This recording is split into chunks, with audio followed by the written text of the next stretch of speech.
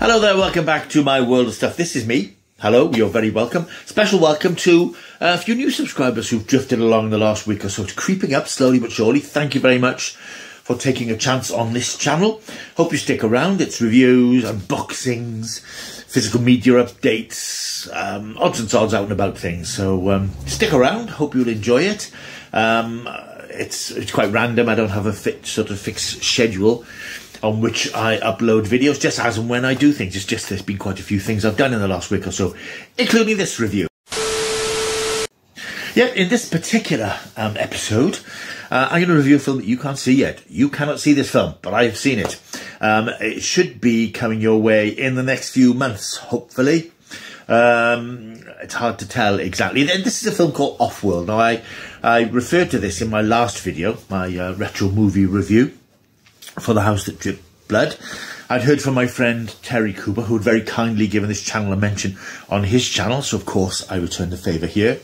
And he sent me a link to a film which I'm aware of that he's been working on for some time, which is now complete. I believe it's complete. I've seen the complete version, and it's due to receive distribution at some point. I can't give an exact date yet. Terry can't give an exact date, but it could be in the next few months. You should be able to get hold of this film if you're interested. I've known about this film for some time. I've sort of vaguely followed Terry off and on with this sort of production process of this film, which was actually made back in 2016. There's been a fairly lengthy post-production process because it is quite effects heavy for a low budget, extremely low budget film. And of course, COVID and all those sort of things get in the way. And reading about the film and the making of it makes you realise what hell it must be trying to get something off the ground. We watch films and we comment on them, we criticise them, but it's not easy. I think even for big filmmakers, it's probably not easy to get films made the way they want to get them made. So I take my hat off to anybody working in a very low budget filmmaking area who want to make films and have this passion in them. I mean, I love films and I love watching films, and I like to do a bit of writing, but the thought of actually trying to make a film is just such a huge undertaking that I think it would just boggle my brain. Anyway, Offworld. I have seen Offworld.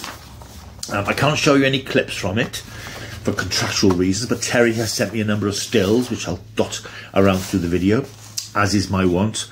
This is a very ambitious film that was made back in 2016, filmed largely on location in Park Penalta, which is a big country park in Ystrad, not far away from me, not far away from Terry. I've not actually been there myself. It's one of those places I've driven past when I like to go out on walks occasionally, as you might have seen from previous videos. One of those places I flagged, must go for a walk there. And another friend of mine who lives nearby has mentioned it as a good place to walk. And it's a very good place to film an outer space science fiction film, if you like. So I believe it was filmed 6 days out in the park in Ystrad, with a couple of studio days for spaceship interiors and the prison sort of interior. I have to say up front, and I will be completely honest, as I said to Terry, I will be completely honest, and I said it's always difficult reviewing a creative endeavour of a friend or somebody you know, but I believe in being brutally honest, and I'm going to be brutally honest. I really enjoyed this film. I did enjoy it. With some caveats, obviously, because obviously there are going to be caveats, but by and large, it kept me gripped for the 92 minute running time. And considering it was made on a budget of £10,000 and change, it looks very, very good. It's very well directed by Terry. It's a very good script, very well structured script. And there are some very good visual effects, as you'll see from some of these photographs which I've been putting out, which do convince you not that you're in a country park in Wales, but you're actually on an alien planet. There's a bit of stock footage dotted around as well, which sort of adds to the atmos. But there's nice sort of shots of planets in the sky and sort of things that, do create this feeling that you're on an alien planet. What's this film about, I hear you ask? Well, I'll tell you what it's about. And this just tells you how ambitious this is for a film made on these sort of funds. It's set a century from now. The Earth is polluted and dying. I'm reading the official précis, by the way. The world's nations have begun to move the remaining population to a planet named Epsilon Eridani B, where a small settlement called Sagan, named obviously after Carl Sagan, the astrophysicist and cosmologist and author, has been set up. The second transport ship, the Tantalus II, is making its final approach to the planet where it crashes on the surface a long way from the settlement. On board the ship are 250 colonists in suspended animation, and they'll die if they're not thawed out in time. The surviving crew, led by Commander Jan Lepre, have to make a journey on foot with only days to spare before all is lost. But Security Chief Dan Ronson feels that he should be leading the survivors. The story is told in retrospect from Jan Lepre's perspective, seemingly the sole survivor she's held in as a prisoner in a military facility on Mars. Colonel Lynch interrogates her, but he doesn't believe she's telling the truth. So yeah, you can tell from that, Tracy, that this is a massively ambitious film. And by and large, I think it works really well. I mean, I was struck by, as I said, the quality of the direction. It's really well put together. The script is very good. And visually, it looks, you would look at this film and you think, okay, this is a low-budget film. But you would not put the budget at £10,000 because it's very good in terms of costumes, props. There's some very good stuff, very good CGI shots of the crashed, crippled spaceship, which you'd have seen. The skyscape. The landscape itself, the skyscape with the planets and things, which makes it look bigger and makes it look like you're on this alien planet, this hostile alien planet. So I thought it was really good. I really enjoyed it. And as I said, you often watch a lot of, I'm going to say amateur, that's not fair. Lots of low budget films, and you sort of wince and cringe at the acting and the poor script. But the acting was very good in this. There are no star names in it. I mean, the lead character, Jan Lepre, is played by Daniel Britton. Dan Ronson is played by John Varker. He's this hard-headed security chief who thinks he should lead the group because he's older and more experienced, and he thinks that Jan has made some terrible mistakes. You've got Scott West, played by Chris Josty, who's like a medical officer. Terry Cooper himself plays the pilot of the ship, Russ Price, who is responsible for it crashing on the planet because they're heading into a meteor storm, and he thinks he can navigate his way through it to change his course, which results in them crash landing on the planet. All in all, a very good cast who perform very well. I mean, you don't get any sense that these are am-dram performers on the screen. These are actors, and they perform it well. So I really enjoyed it. I thought it was a really good story. There was a lot going on.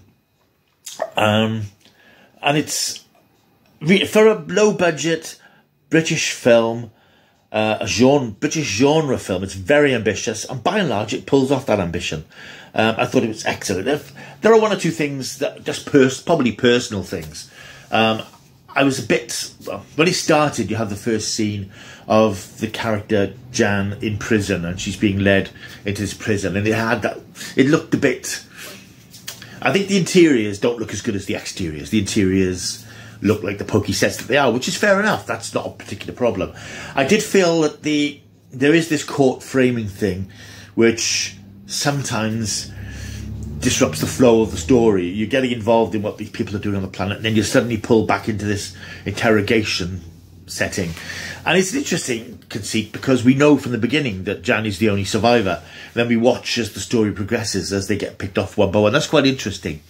But I think it does take a little bit of the tension away because you know in advance that nobody else lives. So perhaps in that respect, it's hard to invest in all the characters because you know they're going to die. But I think enough work is done in the script and in the performances to make you care about the characters and invest in the characters because they do feel like characters and not just cannon fodder.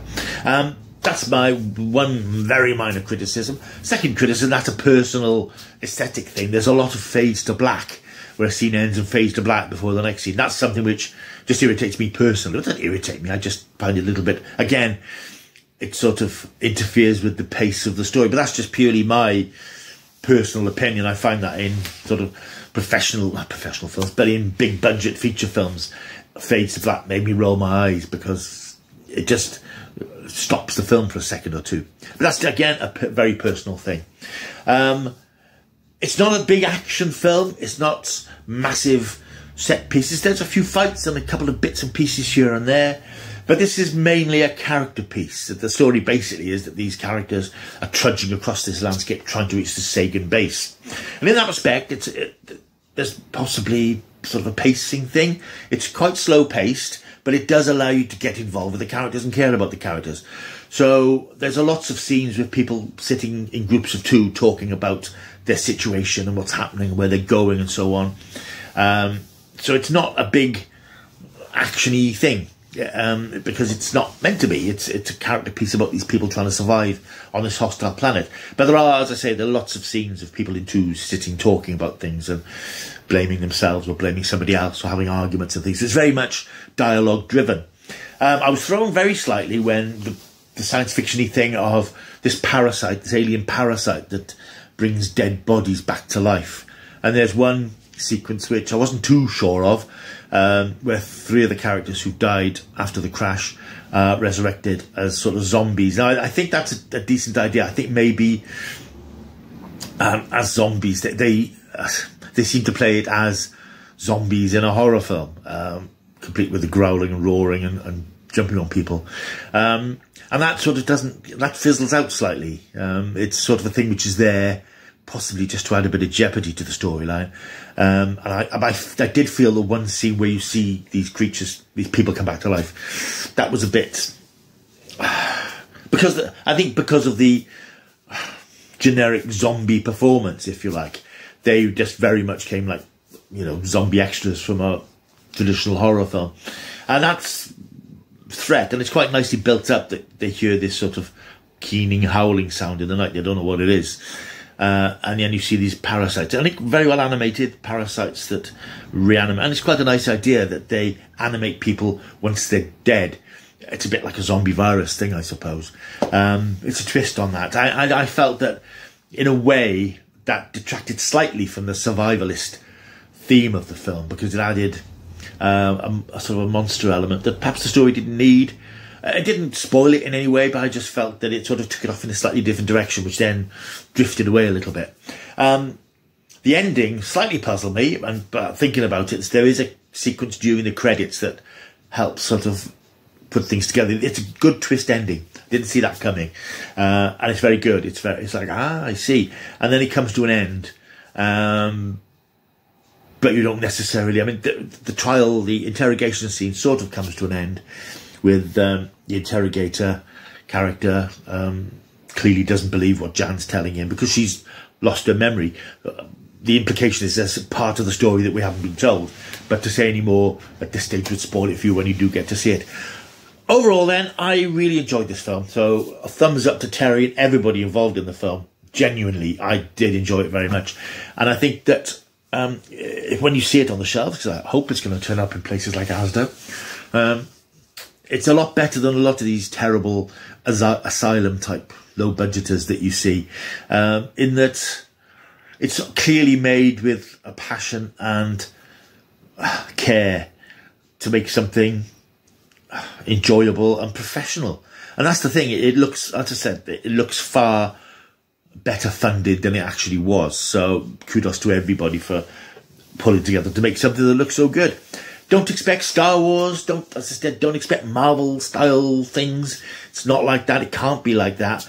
But it's a damn good effort on limited resources shot over a 6-7 day period. I think that in itself is incredible. As I say, somebody who would be all at sea trying to do something like this, pull something like this together. It's a very impressive achievement, and I genuinely mean I really enjoyed it.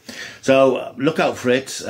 When I hear a bit more about when it's coming out, I will let you know on the channel in case you want to track it down. But it really is worth your time. If you're going with the right expectations, of course. I think people sometimes pick up these £5 videos in Asda and expect Hollywood level spectacle and production values. You're not going to get that, and you don't get that here. But what you get is a film that makes the most of what it's got, puts it all up on the screen with a good story, good script, and good direction. Well done, everybody.